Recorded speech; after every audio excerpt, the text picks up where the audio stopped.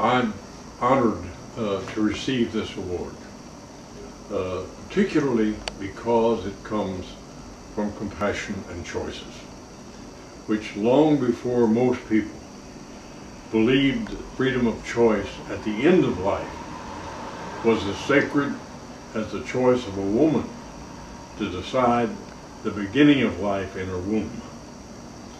We have won temporarily the woman's right to choose with a Supreme Court decision, but this organization has been laboring tirelessly to achieve the same freedom for people who are dying. And you have faced the same adversaries that 40 years ago tried to block a woman's right to choose. You have fought courageously against an institutionalized fundamentalism in both the religious and medical communities, and as well as the political administration that believes that only the government has the power to tell you when you can die. And neither you or your local loved ones has any right, even if you are in a persistent vegetative state. Those of you gathered here tonight are passionate believers, just as much as the religious believers who are arrayed against you in your struggle to guarantee every citizen of this nation to meet their death with dignity.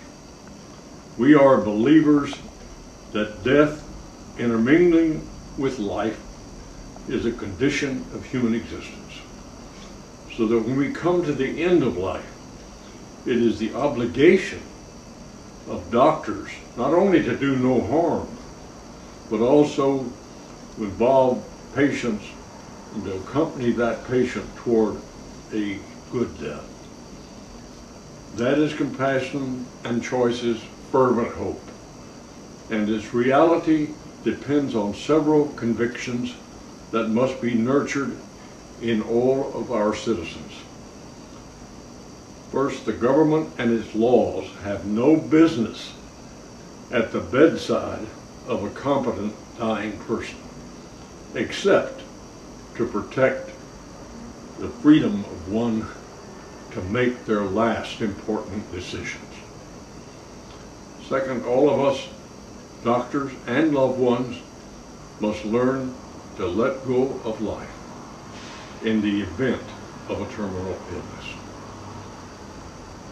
Lastly, and perhaps most significant, only the competent person whose bodily life it is knows when the time has come. As a lifelong fighter for civil liberties, I want to cheer you on in your continuing efforts to change the hearts and minds of our citizens and their lawmakers. Thank you.